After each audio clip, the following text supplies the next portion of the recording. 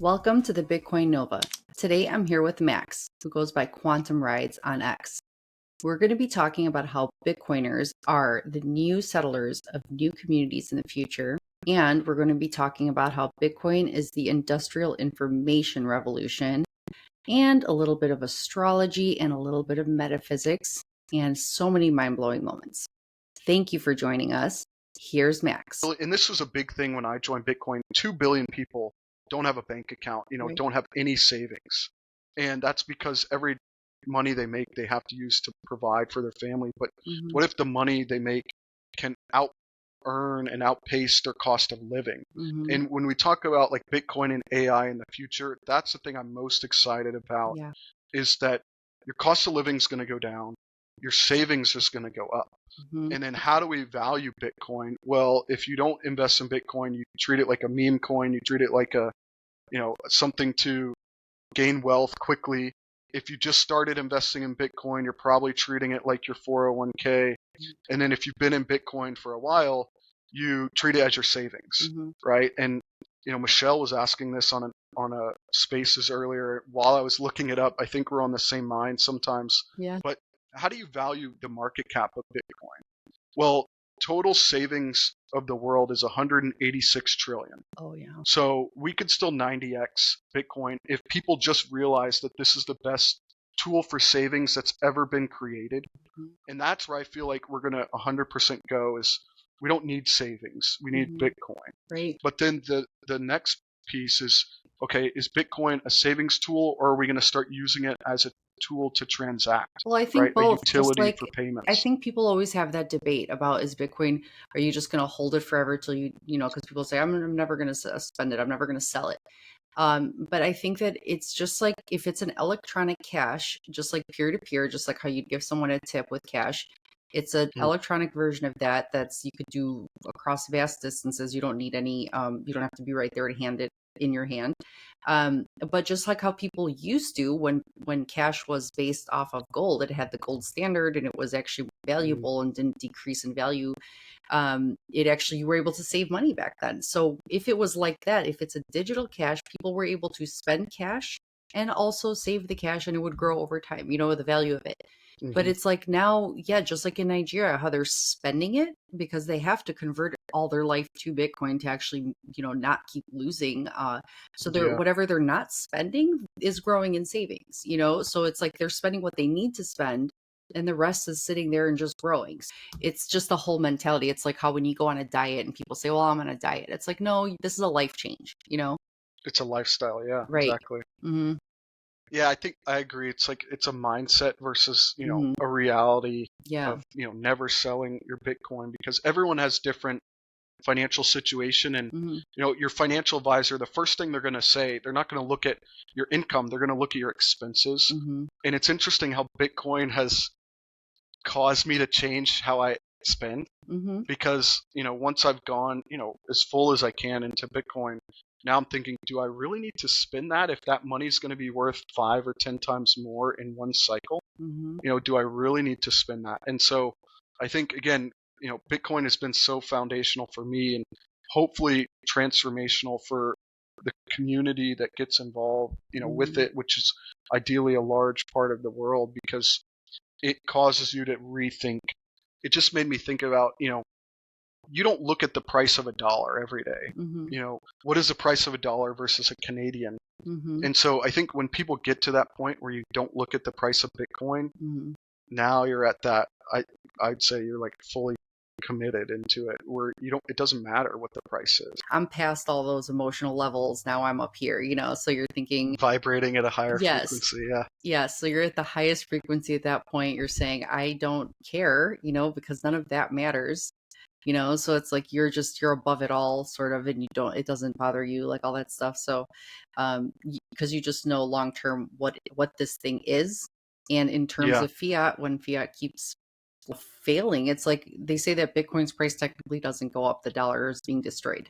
You just need a lot more dollars to buy it. This goes back to finance, right? You can't value anything on its own. Everything is relative. So I think it's both. Bitcoin's going up and the dollar's going down. But, with different presidents are going to, ultimately we were we were probably a year away from a collapse in the U.S. economy, like a mega collapse. The Fed raised or lowered interest rates, and the 10-year yield went up. And people don't realize how scary that is. If you're not into like bond yields. I'm not gonna lie. I don't really understand it either myself, but I know it's not good. So a quick, just 1 minute, like overview of that. The 10-year is what you pay, what the government pays you to buy our debt. Oh, yes.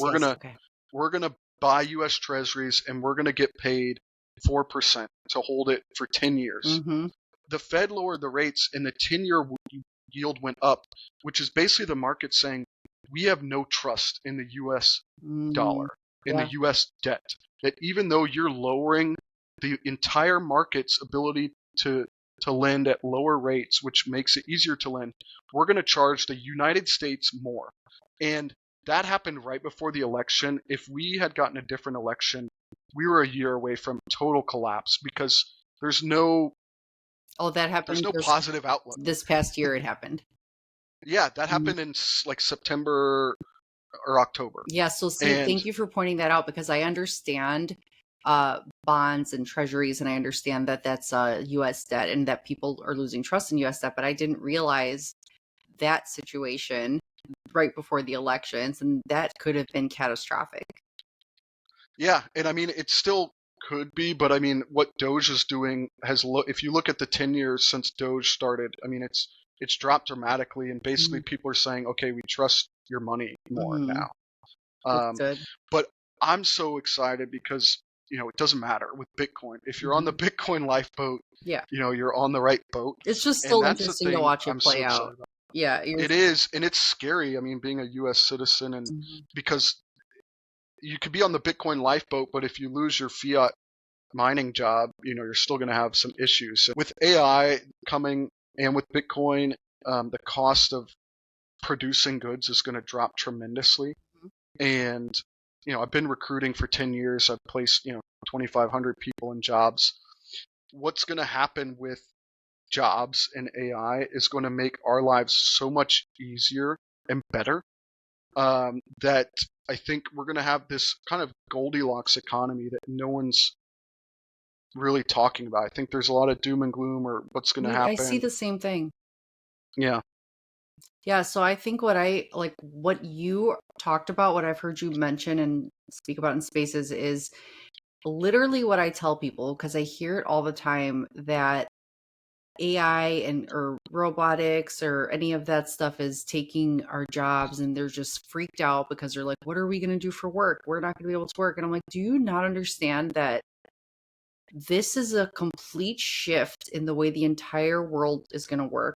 We had the Industrial Revolution, and now we're having this technological revolution. And I just felt like it was going to happen. And now already 4 years later, it's happening. Like, I think 4 years ago, I would see like robots from Boston Robotics. AI wasn't even really a thing very much. Like ChatGPT, I don't think anyone was using it for a while yet. And now we have Grok 2 and all those other ones. But then you had the Tesla bot back then 4 years ago, and it was just a man in an outfit on stage. And then now right? And doing the dance, and you're like, is that no, that's a person.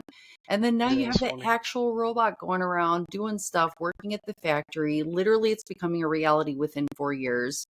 And this is happening so fast that people aren't understanding. Like I use ChatGPT or Grok more. I don't even Google anymore. Like, I only use those, and they're amazing. And I mean, it's such a helpful tool. Even my recording software that I'm using right now, I have like an assistant at all times. Nice. Like, this thing AI clips for me. If I have other clips I want to find, I can go through and find them, but it finds some really great moments.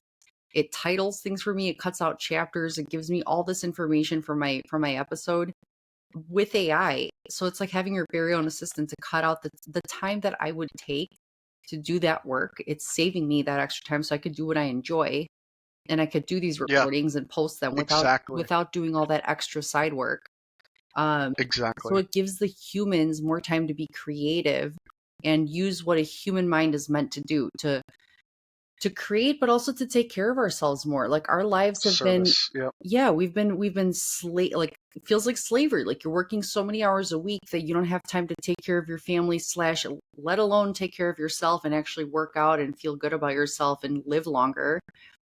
And earn a wage that supports that, right? Yeah. And I think I agree with so much of what you said. And just for kind of a quick snapshot, like I helped the U.S. Department of Commerce run a study on like the future of work, really, just because of my background in tech and recruiting. That's so cool. And like everything you said's 100% spot on. So what's going to happen is, yes, jobs will be lost, but they will be transformed. And this happens in every kind of cycle. It happened when Henry Ford created the assembly line. It happened when computers came out. Computers were going to take everyone's job, and now everyone uses a computer. There will be jobs lost that will be changed. And what you said kind of towards the end is exactly where this is going to go. So instead of us doing manual labor or data labor, digital labor, we're basically taking the Industrial Revolution and the Information Revolution and combining it into the Industrial Information Revolution. Wow. And the Digital Industrial Revolution will take care of all the digital labor work that we're doing. And so what does that free us up to do? Get more creative, but also I think the other thing that isn't talked about a lot, but I know this is where it's going, is, if you're on the phone with the government or AT&T or something, you're on hold for 20 minutes, or you deal with an AI, that's okay. Mm-hmm. But the service industry is going to just massively get a lot of new opportunities for hiring for a few reasons. One, there will be people that are looking for jobs who are in data jobs that don't need to do that.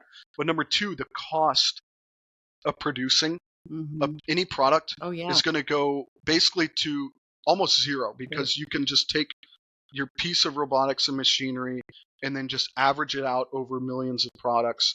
And so the cost of producing anything will be minimal. So then what can they spend more money on? They can spend more on the service side. How do we take care of our customers? How do we provide better information? How do we just be there to be a voice? Sometimes you just want to be heard as a customer and complain or share your feedback, right? And so I think that's what's going to happen, is we're going to have this great economy that's service and creative based. We're going to have these new tools that we're going to be able to leverage. The cost of products is going to go to zero. And so when your cost of living, is going to drop tremendously, you don't need to make as much fiat money to be, to support your family. Right. Because all the things that you need are going to be so much cheaper to deliver. And so we don't need a universal basic income. We just need our expenses to go to zero. And that's kind of my macro point on finances. Don't look at your income, look at your expenses. If your expenses are zero, it doesn't matter what your income is. And you can always save in that environment. And that's so what I think, AI is going to do. That is shifting. That is like, okay, so that's why I like the show calling it the Bitcoin Nova, because you just did one of those right now. So you blew my mind, like it's supernova. So it's like, my idea was that technology and robotics would create a boom in labor and production. So when there's a lot more production and labor, that's what the foundation of the economy is. And therefore prices won't continue to rise. They would stay stable. But what you're saying is it's going to be so massively transformative that instead of, because I thought, okay, my scenario would lead to a universal basic income because prices would be cheap or stay stable. But what you're saying is that things would get so, like, we would have so much production, labor, supply and demand. You have so much supply that the demand is so way down. So it's like, instead of doing that and giving people a universal basic income, it could be like things are virtually free, you know what I mean? Like very, very cheap, so that like, you don't have to give people that income. That is insane to me. That is. Yeah. And a quick example, because again, finance, I love to like prove things out. I don't believe anything without proof. If you look at the cost of TVs, they go down over time, right? And that's technology, that's private, no government involvement. So let's just take one example of food. What is the cost of food? And what goes into that? Well, for most organizations and most supply chains, there's two major costs, right? Energy and people. Mm-hmm. And so if you don't need to pay a person to drive a truck 18 hours a day and be hopped up on cocaine to, make it through those drives, Mm-hmm. you've eliminated 50% of the cost of all food just around the world. So just as a quick example of what I'm talking about, the cost of people is a lot of the cost that goes into these things. And not only that, the cost of people that you're paying to employ, but also with our country the way it is, just in America at least, it's our cost of having these employees and paying for their health care, because healthcare is so expensive here. So it's like pensions, benefits. Mm-hmm. So you're paying them for, their labor / all these other things that you need to give benefits for, so they can and the taxes. They pay the government taxes on employing. They pay that's 30% of an employee. So if you're making 100,000, they're paying the government another 30. You realize that these taxes that they've been collecting all this time from farmers, from people that give us our food supply, it's like you're taxing these people that are paying all these employees. And that is trickling back down to us to cost us more when you figure out that the government is spending half the money on stuff that is either made up or stolen or laundered or whatever the heck they're doing with it. And there's no accountability until now. Yeah, I mean, a quick note on laundering as a side note, I was selling blockchain to major countries, right? Mm-hmm. And like one good example is the country of India wanted to use a solar panel on the top of a car, Mm-hmm. drive that car around the city and sell energy to the city and use Bitcoin and blockchain to make the payments. And so I got to hear about a lot of interesting things, but we had one country, which will not be named, that wanted to have blockchain involved with their insurance and their entire insurance industry, right? We need better proof, better transparency, great use case. Yeah. We said, oh yeah, we can totally do this. Everyone was on board. And then a month later, it just gets, oh, we can't do it. Something's changed. Come to find out, there's people that are just lining their pockets, right? So the people that are averse to these changes are very high up in this government, and they basically canceled the whole project because they didn't want transparency. Right. And that's the cool thing about Bitcoin is you're going to see who's for transparency and who's not. And just by that alone, that gives you your transparency. Right. And that's the thing that I'm so excited about this, just where we are in the entire world and where we're going. Everything's going to be more transparent.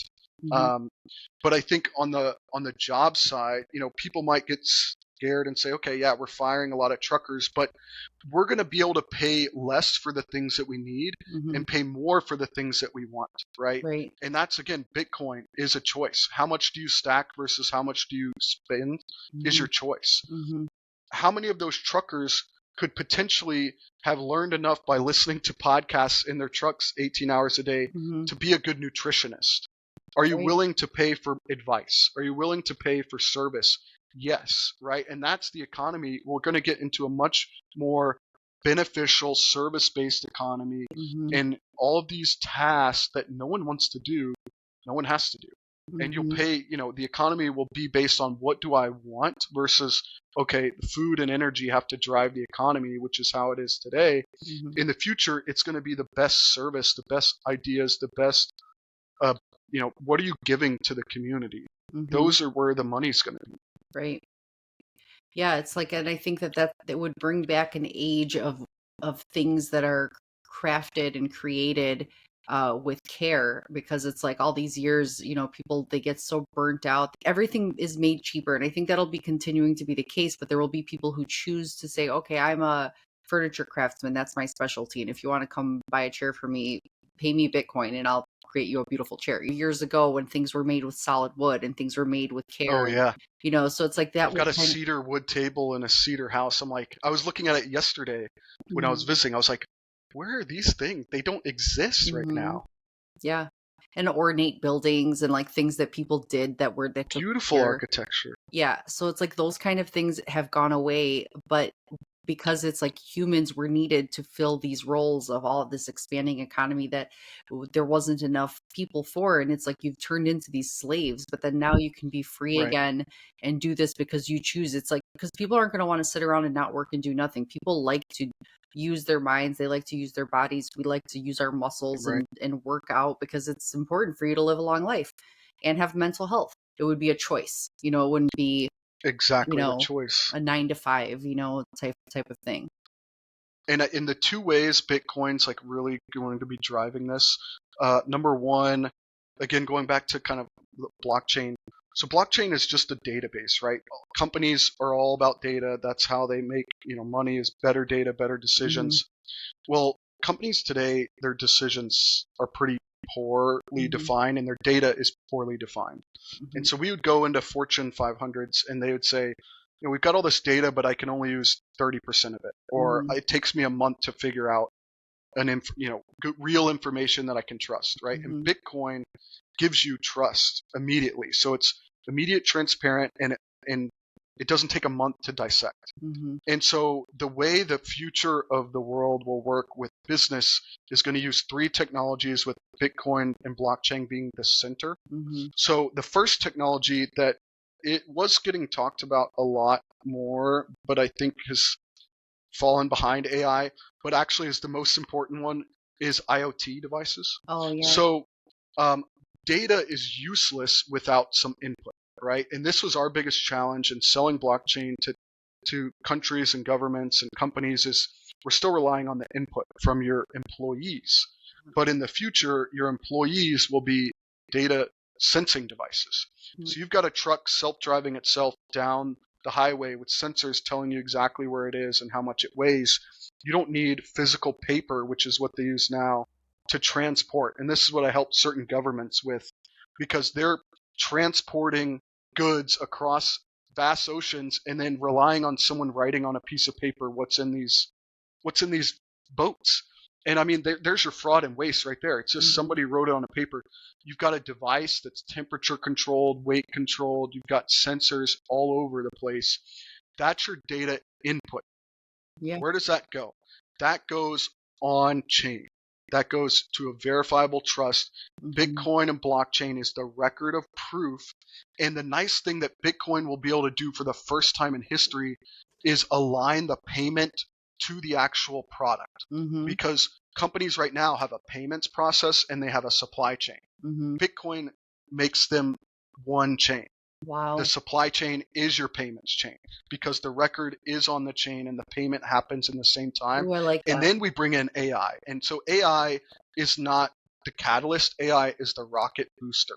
So we've got IoT devices bringing the source data that is the truth data. We've had Bitcoin and blockchain layer that can share that in real time in a trusted way across the world.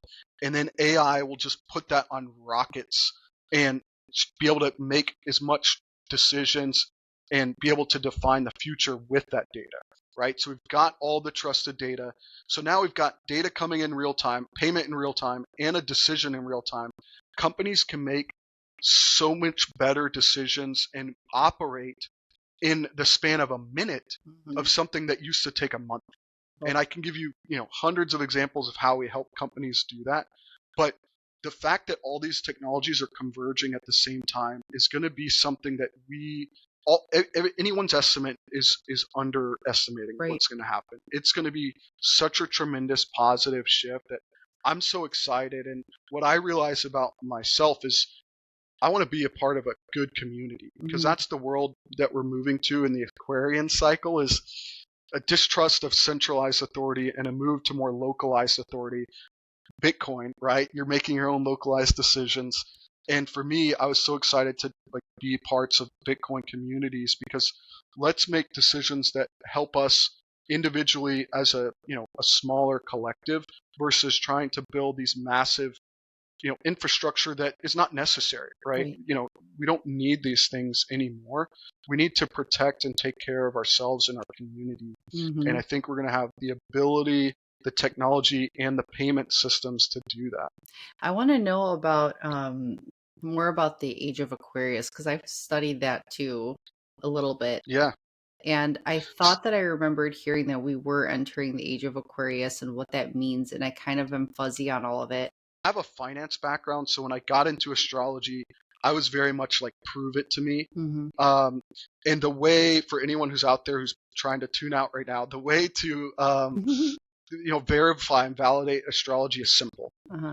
Everything on life, everything on Earth is given life from the sun. The sun gives us energy. We are here because of the sun. It is the biggest, closest, massive star planet in our system. What's the next biggest? The moon. The moon affects, water, the tides, the ocean, women, energy, intuitive. And these are proven, no one's going to deny these things. And so when I was learning about this, I'm like, oh, okay, of course, all the planets are then going to have some effect, right? They're all smaller planets, smaller effect, but the entire map is a total conglomerate that's very strong, right? So it's all about placement of the map. And so the age of Aquarius is just the cycle that the planets have all aligned around, and they started measuring it because they can say, okay, all the planets are aligned, this is 0, and we can start counting until the next time they're all aligned. And it takes about 2150 years for the larger age of Aquarius. Really? And that one, they say we're coming into in the next 50 years, etc. We're at the beginning stages of it. We've been in Pisces, so you see a lot of water and fish and things. But the other one that I've actually consider just as important is, if you just focus on our, localized solar system, and Pluto was the, outstanding planet farthest out. If you track the cycle of Pluto's, it's going to have a master cycle for all the planets closer to it and stars. Really? Pluto is associated with, transformational at a societal level. And Pluto makes this cycle into different spaces every 15 to 30 years, and Pluto's going into Aquarius, and this is the one that I think is more important. Having dated in Aquarius for 5 years, I have a good understanding of good, great, and challenges with Aquarius. But it aligns with everything. And going back to my finance background, I don't believe any of this until I see the proof. But here's the proof. If you look up just Aquarian traits, they're very much love to explore new ideas. They're not afraid of new ideas, right? Bitcoin, big new idea.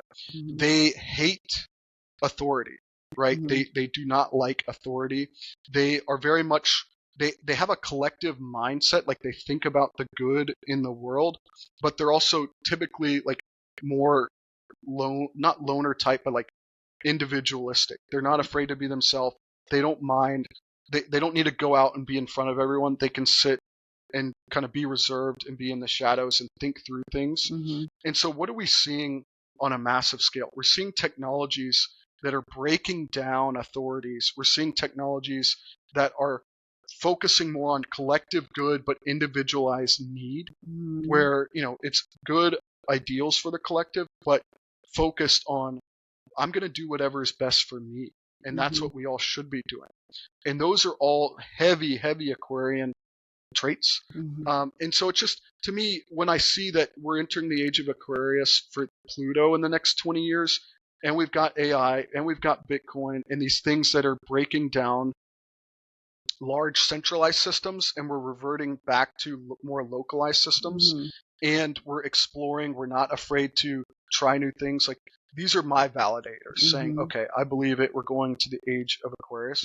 Now, the challenge with that is Aquarians are not afraid of change, revolutionary change.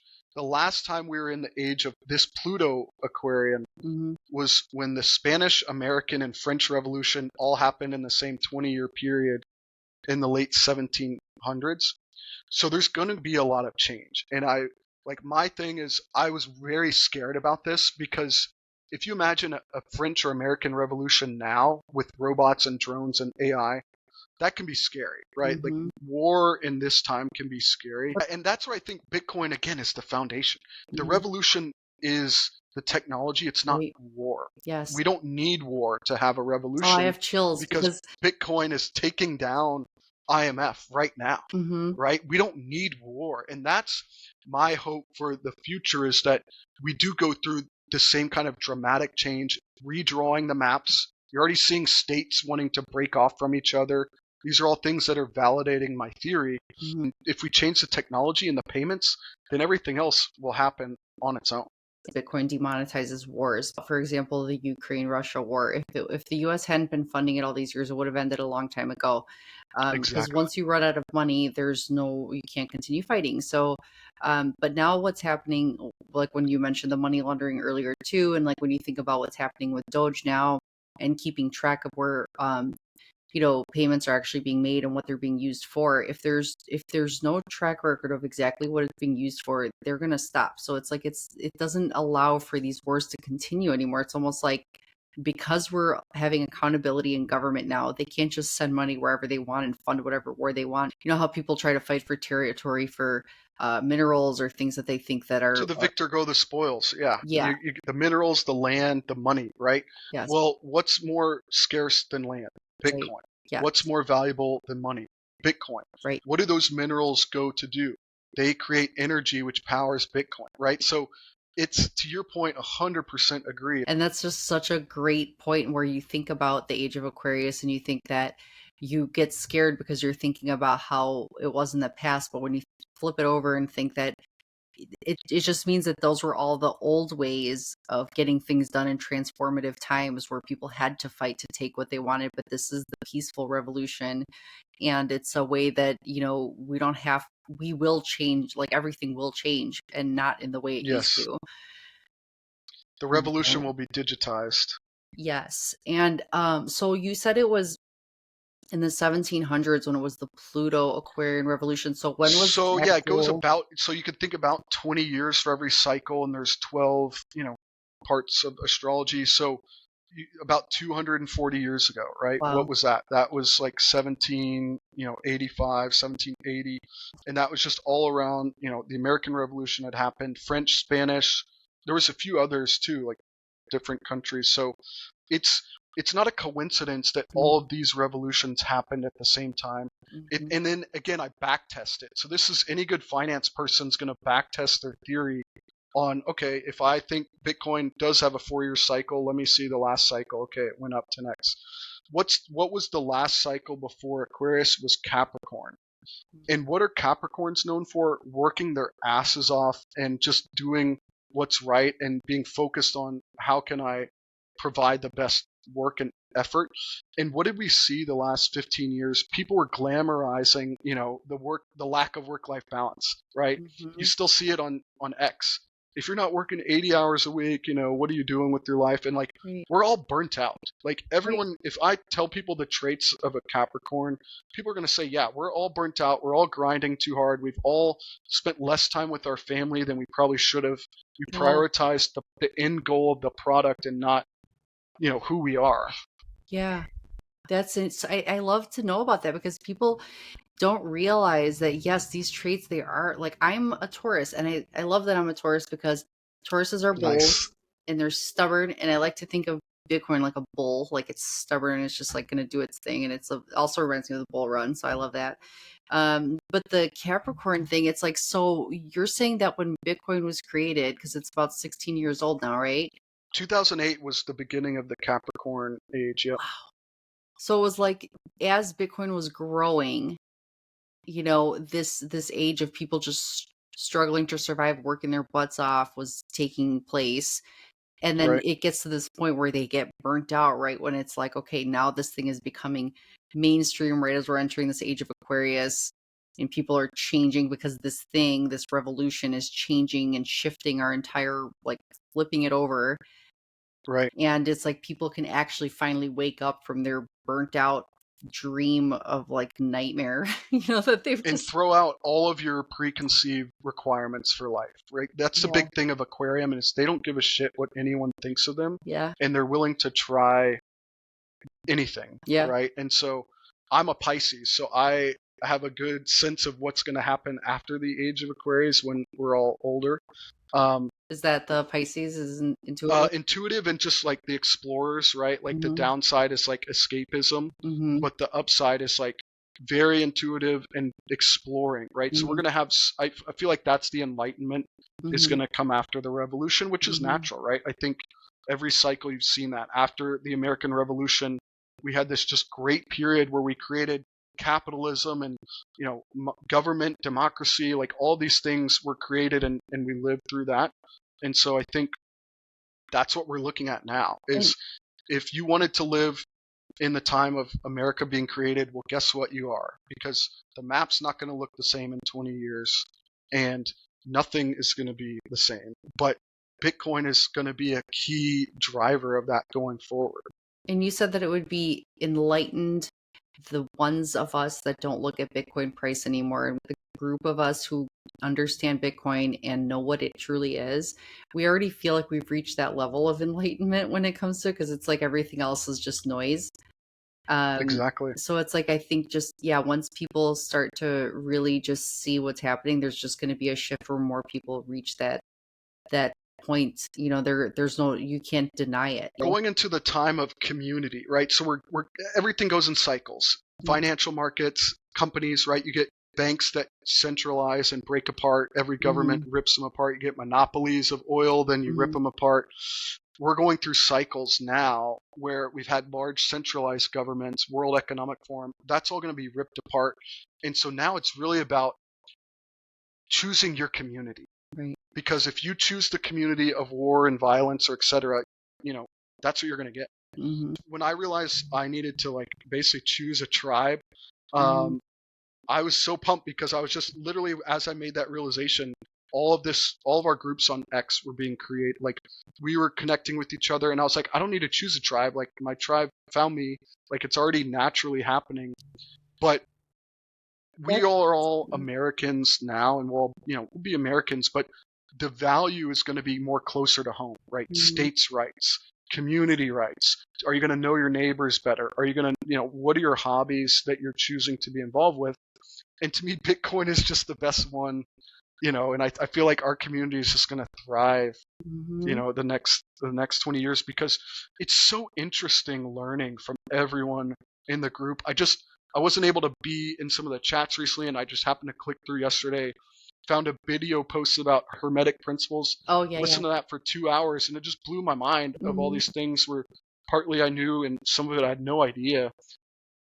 The community we're in is tremendous. And I think it says a lot about Bitcoin is that it brings these types of people together. We're a blockchain. So it's like our transactions with each other, it's like and we feel like we're missing pieces. Like once he filled in a gap for you, he completed that block for you. These transactions are meaningful because they're our time. Like we're spending our time in this community, and it's our choice. And time is money, and time is Bitcoin. You're choosing to spend that currency, every time you transact with another person. It's like you have a real friend out there. Yeah, and I mean, it's going back to Bitcoin being the foundation. It's amazing because we are all so different, right? Like I love listening to Morrow and like Killer and Jeeves and you and Michelle. And it's like everyone, we're all different. Like some people work in tech or finance or piano or physics, and we're all over the map. But the foundational value that we all share is Bitcoin is going to basically create a better future for myself and my family. And it's like dating, right? You don't need to date somebody or marry somebody because they're exact same as you, but you have to share the values. And the fact that we all have Bitcoin in common and just in different ways shaping our lives, I think creates such a strong, unbreakable it's like connection. A family. It's like you said, the family has values and traditions and stuff like that. So it's like you have roots, and our community has roots in that way. So it's like a huge, strong foundation. So many of us feel like, how cool would it be just to be able to have a more Bitcoin worlds? You're going to see that happen around the world anyway. You're going to see that happening in your own cities where it's like, hey, there's, I don't know, Bitcoin communities. It's just, I could picture that. Yeah. Even, how they say it takes a village, like when you raise kids, and you have your family, but so many people, their families are, spread out around everywhere. But when you want to raise your kids in a community and you say, oh, this community, instead of just choosing which one has the best schools, because that's how we chose our home. We wanted to have a good area in our town that has really good schools to raise our kids in. But it's I feel like the future will just be hey, I want to raise my kids in this Bitcoin community. 100%. And I'm so glad you said that because it just started sparking things in my mind. And one of them is like, I'm so passionate about education. I love Mhm. learning. I think education can free anyone Yeah. from anything. But the future world, like Bitcoin is more valuable than land. Mhm. And I think the real world is going to change, right? When you talk about, oh, I hope we have these Bitcoin real world meetups. I think what we're doing now is almost more valuable because it's Mhm. instantaneous. It requires no effort for us to connect. Mhm. And so, yes, meeting in real world and doing the real world things will be great. But as we go into this age of industrial information, the Mhm. real world is online. And I Mhm. think we're like breaking ground. Like I imagine we're already settling lands online, right? We're already settling the frontier on X with our community.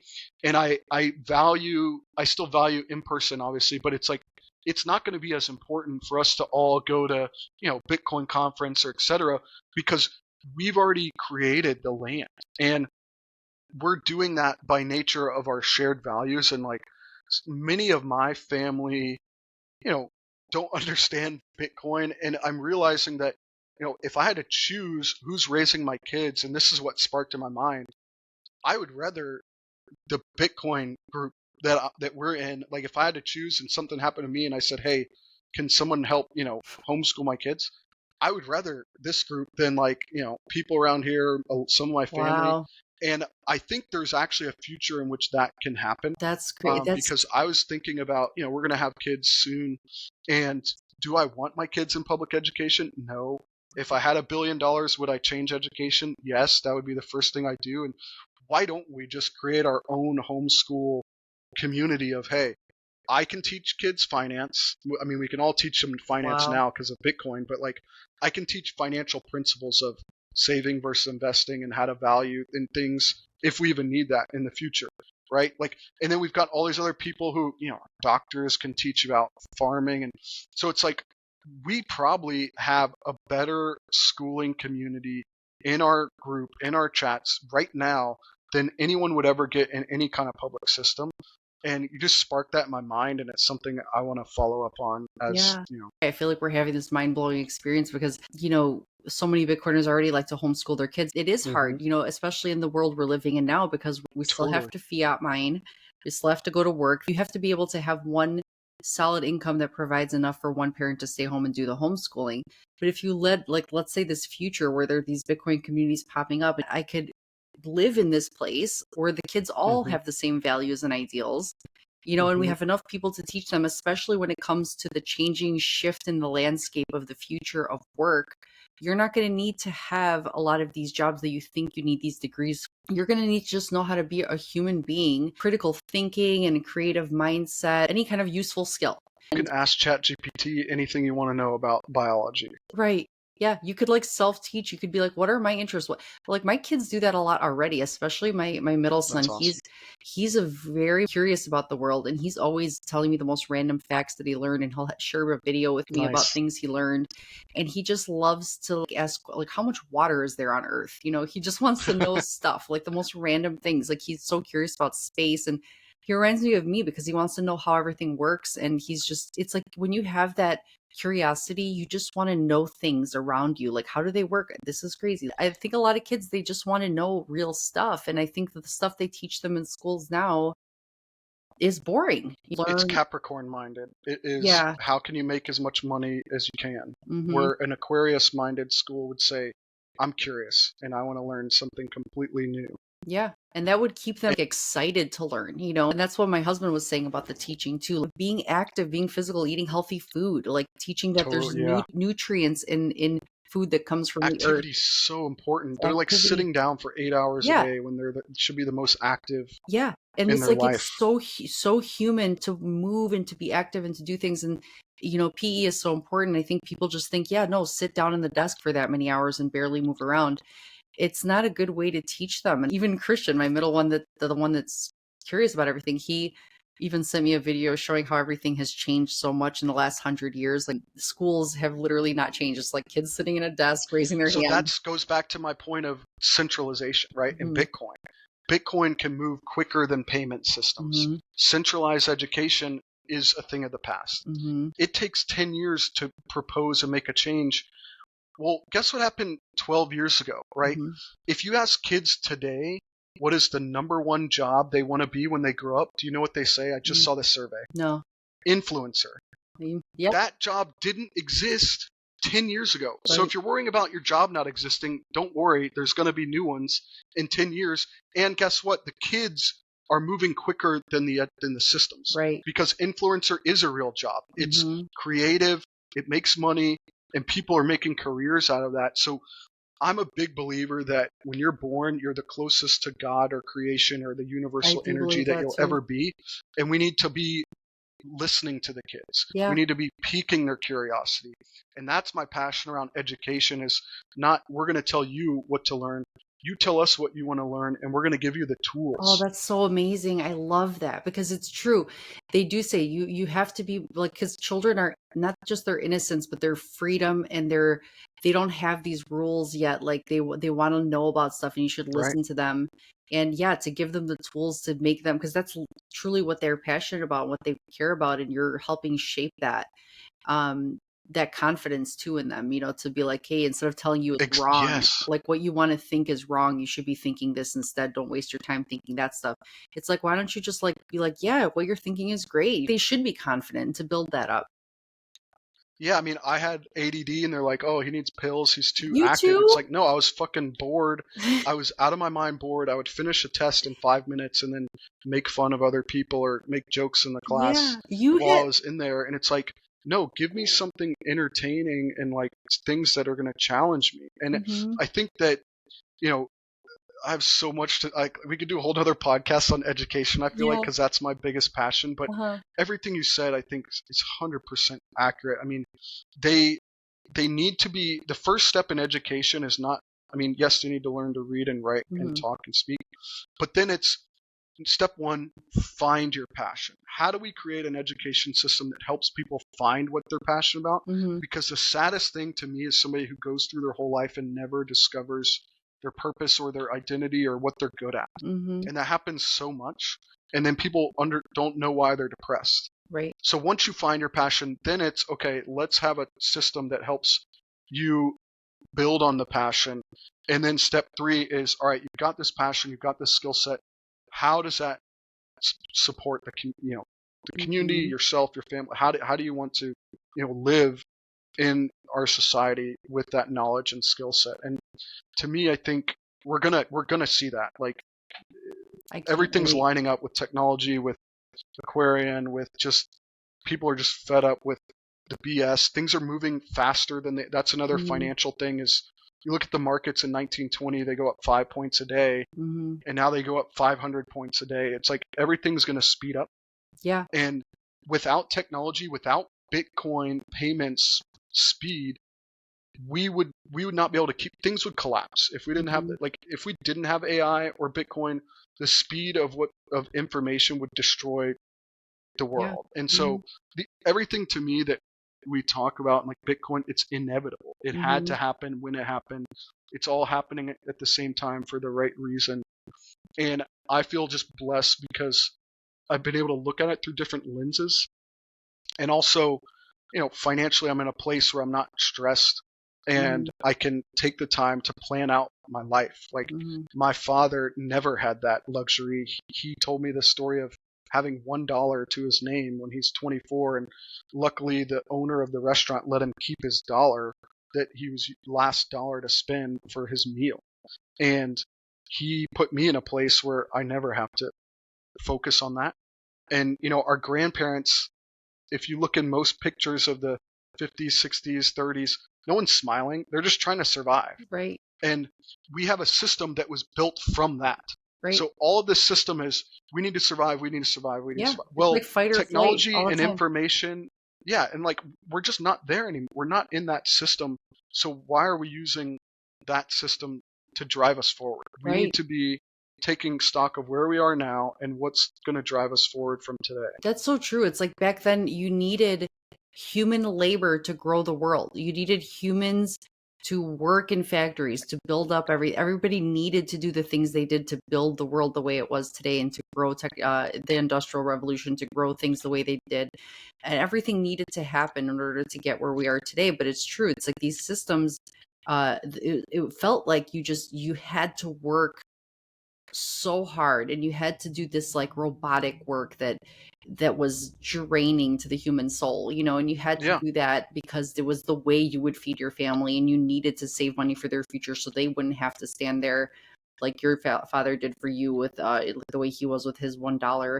You wanted to have a better life for your kids, and it was more possible back then when you worked like a dog to be able to save money for your kids' future. But nowadays, when you think, if you don't have kids yet, and you think about having kids, and you see the way things are today, if you didn't know about Bitcoin, you would second guess having kids, because it would really be scary to think, how am I going to provide for them? What are they going to how will they ever buy a house? When I had kids, I was like, this is what the next step, like you get married, you love each other, you have kids, that's what you do. And I'm happy, but if at the same time I didn't know about Bitcoin only until about 4 years ago, and when I saw what started happening as time went on, especially when COVID hit too, and life has never been the same since. But even before, I realized it happened long before that.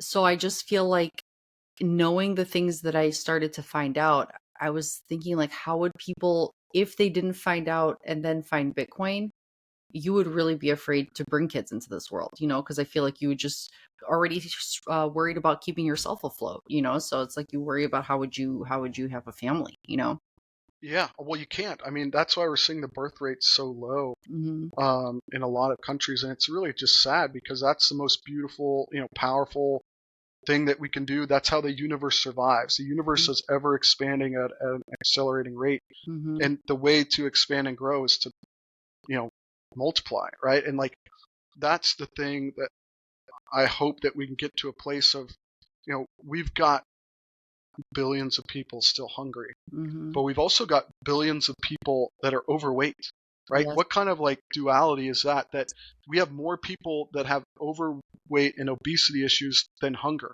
So if you have the technology to solve that, there's a clear math equation that finance people love, would say, all right, we got half the world that needs to lose 50 pounds and half the world that needs to gain 50 pounds. Let's just rearrange that 50 on the side of the equation. People get sicker and more overweight because of all the filler and corporation and the greed to make things cheaper and last longer and be on the shelves longer, and more addictive. They make this food on purpose more addictive. If it was just more natural food without additives and things, if we got to choose, right? We don't have choice. No, you're gonna buy whatever's in your grocery unless you're lucky enough to be know somebody or grow your own food, right? And we didn't have a choice. That's another thing I like about how, hopefully, with Robert Kennedy being in office, he'll actually make some of these changes. Yeah, I think that's the biggest challenge, and why we haven't heard as much from him, because you have to break down not just one system but a lot, right? Like doctors, pharmaceutical, the farming industry, like farmers, then you have the supply chain, you have grocery industries. So that to me is going to be the hardest thing to do. But if we look at Bitcoin as the example, you don't try to tear something down. Bitcoin did not try to tear the financial system down. Right. What did Bitcoin do? It just said, we're going to create our own thing. And if you want to join us too. Right. The fort is always open. We welcome all those who believe with us. Right. And I think that's the way forward on the health side is, again, like you said, if we just start in our communities, grow our own food, say no to these things. If no one goes to McDonald's, guess what? McDonald's disappears. Right. But advertising works. They've got the best ads and money, that you can buy for it. Right. So, but Bitcoin, again, is so foundational and so prophetic in that way that it tore down the toughest, longest standing institutions in the world by not tearing them down, by just focusing on giving people let's start from zero. I think we don't have to build from the ground we're given. Let's build, and you have your choice. Like, what do people choose on their own without incentive? And I think when you give people I think the people that are stuck in this slavery mindset where they're working 80 hours a week and they don't have any time, or even if, their parents and they're burnt out because they have no time to do anything. I think when you break out of that world with the advances in AI and robotics and we change into this whole new future, it's like you'll have people who can actually, for the first time, wake up and say, oh, maybe I will make a healthy choice today because now my life isn't just me just trying to live another day and get by another day and like feeling like they're living this fog of depression. It's like people just kind of are like just doing what they have to do to survive, like those old pictures you said where the people aren't smiling. Right. So and we have time now. You can, fruits and vegetables are not that much more expensive, right? Like, and they can be cheaper than some of these things, but you get ready-made quick meals because you have no time. And yeah, you don't have time to cook and prepare. And, people used to like hang out as a family and cook together and, like talk and everything. Right. And it's like husbands and wives, like me and my husband cook together and I love it. He loves to cook, but yeah, we like to, it's like our hangout time too. We do it at the same time. We help each other.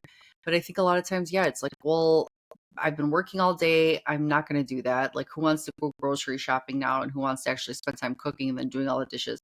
So when you work too much and then you feel like you're doing all that, then even if you wanted to see your kids afterwards, you're like, okay, well, I'm burned out. I'm exhausted. I just want to sit down. And, it's like, you don't have, it takes away so much from your quality time with people. This life, this working too much, and burning everybody out. So it's like, I do feel like it's so exciting because so many people don't see it. And it's so sad because when you see it, you have hope and you're excited and you wish your family would see it. Just like how you said, you don't know a lot of people in real life. But that's what makes us happy that we can, we don't feel like we're the only person in the world seeing it, like besides the few big Bitcoin accounts that we used to follow, it's like, it was so eye-opening when I, not just the Bitcoin things, but when we started talking about other things in life, it's like, whoa, I agree on so many levels with these people that I just met, right? It's like, that was to me really mind-blowing. It was not just that it wasn't just the people trying to get rich or whatever. It was, hey, we have a fundamental viewing on life, and there's a large community out there just like me, but you're not hearing it because it's not on TV. It's not backed by the government. And, where are you getting your data from if not, from TV, schools, doctors, and government? And those have all been co-opted. It's no coincidence that all of your authority figures of information have been co-opted by government. And yes, capitalism has challenges with monopolies and things, but in a purely capitalist environment, you're getting your information from what's the best available option to me and choices. And I think it's just no coincidence that the government has inserted itself into all the key information areas, but they don't insert themselves into electronics because your electronics not going to change your life. But your doctor, your school teacher, all these are going to impact you. And so I'm very excited for this breakdown that's going to happen. And I think it's going to happen the same way that Bitcoin happened, is communities are just going to pop up. Yeah. And they're going to say, you know what? My state doesn't want to agree with everything America wants to do. Right. Or my half of Oregon doesn't want to be on this side of Oregon, or Bitcoin community, you can't tell us what to do because we're financially independent. We're self-sufficient. We're going to take care of ourselves. We have food. We have everything we need. Yeah. So we don't have to answer to anybody. Right. And that's the thing, is like when you have that support, then you can make those choices. So it's just getting there. That's going to be, how do we get everyone to that place? Well, I think that also what you said, I like that you said it twice now, I think at least, is that you said it's no coincidence. And I love that because I always say that there are no coincidences. I do believe in fate. And I do think that I always think about this, how things are converging at this point. Things are coming together just like how it's coming together with the Age of Aquarius, just like how it's happening with, just Bitcoin becoming mainstream at the time, where now these institutions that tried to hurt the market before in the past so they could get their chance to get the foot in the door also before things could really take off. All these things, including our communities growing when they did, people finding each other when they did, Mm-hmm. People starting to share their voices, like you coming on here talking, people speaking in spaces, the Bitcoin army growing, Michelle and AA, and everybody that's having these awesome communities that are, um, the Smash by Saturdays, just people love it. Oh, I People love love it. to say, "Oh, no matter the price, I'm buying." Who cares? That's just giving people, like, people that don't know yet. It's a cool thing because they're like, "Should I buy it today? Should I buy it tomorrow?" It's like, just buy it whenever. Just stop worrying about it. Yeah. So I it's mean, like, anyone who's been in for any cycle, it's just like there's never a bad time to yeah, buy. yeah. You realize that, like, every time you ever bought, even including the first time you ever bought it, you always thought it was, "Oh, am I stupid for buying at this price?" So you always think that, but you don't realize yet that it's ever increasing because of the limited supply. But I think that the coincidence, again, not a coincidence Mm, that this is all happening. Everyone's learning to speak up. Everyone's learning to gain that confidence to say, you know what, we know enough. We've been around this forever. We have so much knowledge. Why not share it? And even for not just my podcast, but other podcasts that are starting to spring up too out of our yeah, communities. It's like, and I've said it before, but I'm doing it because of all of you guys, because you guys have supported me. This wouldn't have happened without support. So I'm grateful for that. And I just feel like the fact that this is just happening when it did it's not something I planned. It's not something that I chose the right time, say this is the right time for me because I chose it. It's because it started with the first person, Paula, who asked me to be on her Bitcoin Edge podcast. And just nice. doing that was she sparked that because she saw our communities growing and she wanted to ask me to be on her show. And then I had the courage to do that because of all of you and the support of my husband.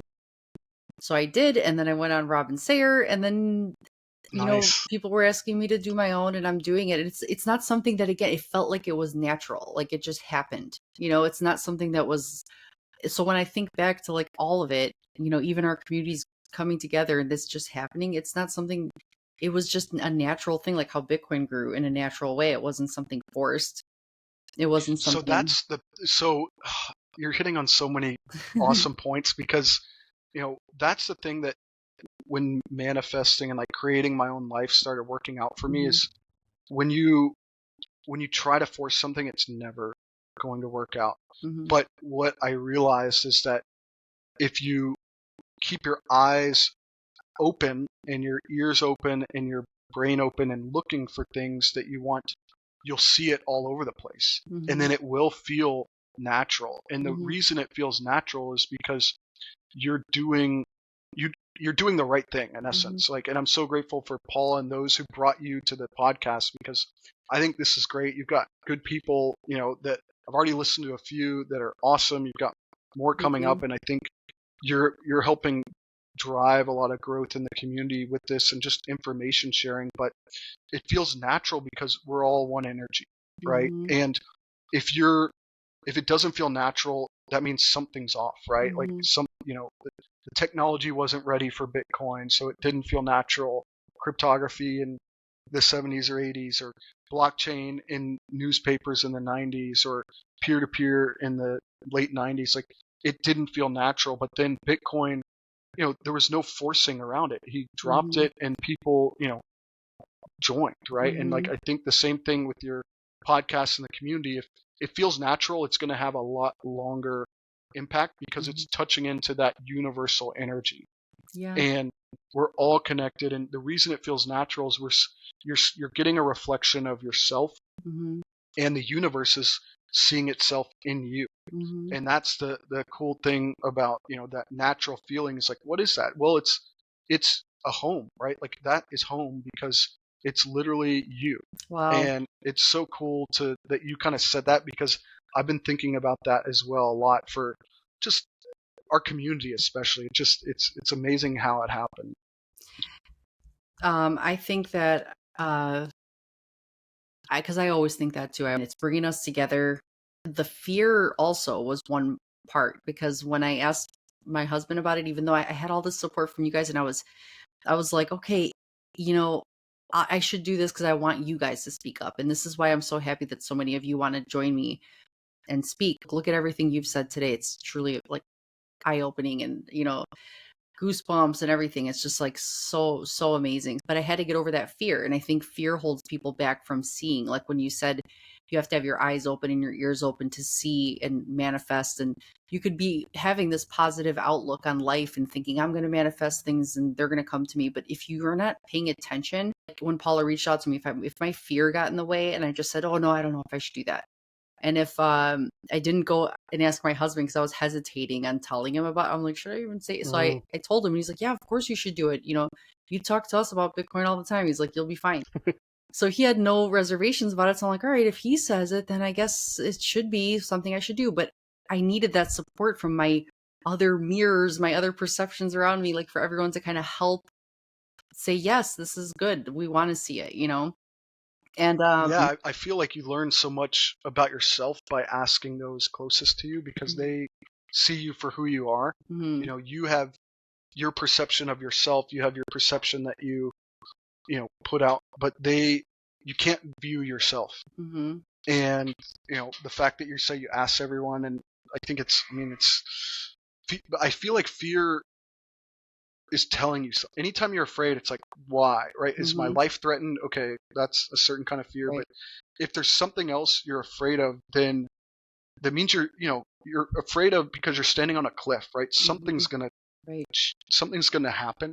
And so I've been trying lately to like focus on the fear, like what is making me afraid, and like how do I go in that direction, in essence, because there's a reason that it's making you afraid.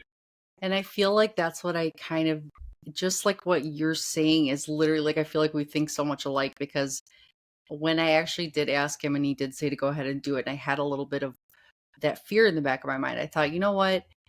I am a Bitcoiner. You know, I'm not just a new Bitcoiner. I've been through a huge cycle where it was a lot that I learned, and it was a lot of ups and downs and a lot of time to learn that patience and conviction and everything. And I feel like Bitcoin people get tough because you have to go through this and you have to deal with, looking at yourself, realizing, am I wrong? Do I really, understand what is going on right now? And then you get like how they say, like, pressure makes a diamond, type of thing. So we had been under such immense pressure, more and more the longer you've been in this, but I feel like it has you step back, drop your ego, and that takes a lot of looking at yourself in pain, and until you just get to the point where you feel like that enlightened way. So I just think that that when I asked myself, what am I actually afraid of? I'm like, I'm really not afraid of anything. So, like, why? What is it? Yeah. Yeah. I'm not scared. I don't care what people think about me. I don't care. I'm not worried about what I'm going to say. Like, so what am I afraid of? I'm not afraid of anything. So I just figured then it's a heightening of the senses, right? So it's the fear is it's not there to make you run away. It's there to sharpen you, right? And like I've seen a lot of people try to start podcasts from the ground up, and I think you've done it in a tremendous way. It's very well put together. You've got a great group of people, a lot of good, interesting topics. Like I think you have a great approach, and I think that's what the fear does, right? It's like, okay, I need to be on my A game and like put my full effort into this. And I think that's what I've tried to flip fear on its head and say, all right, it's just a tool for sharpening, my sword. Yeah, I love to think about it that way. Anytime you think of fear in the future, just think of it as fuel, And I think that we have to take those risks, like even when people think Bitcoin is risky, but it's like, it's risky not to have Bitcoin. You know what I mean? It's like, that's the risk, so it's like, those are my favorite posts. It's like, it's risky to spend 40 years of your life doing something you don't love, to buy things you don't need because someone told you to, right? It's like, that's risky.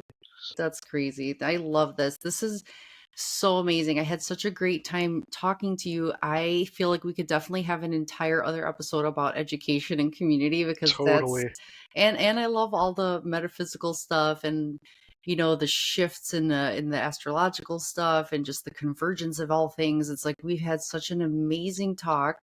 Definitely would like to have you back on whenever you'd like, because this is so eye-opening and such an easy conversation. And that's what I love. I love to talk just like we're just hanging out, chatting, so. Oh my gosh. I mean, I just want to say this was awesome for me, and I'm happy to come back anytime. And yeah, I mean, besides Bitcoin, education certainly a big passion of mine. I'm so glad we just back into that in our conversation. But no, I just thank you for having me on. I'm excited to see how your podcast, grows and evolve and, creates a life of its own, and happy to be a part of it today. And I think the way you go about just having the conversations, letting it flow, and that's the natural way to, I feel like let, what is real come out. And I was really excited about our conversation today, and looking forward to many more offline, and appreciate you having me on. Yes, thank you so much. I will see you on X. Thank you again. Yeah, see you on X. All right, bye-bye. Bye.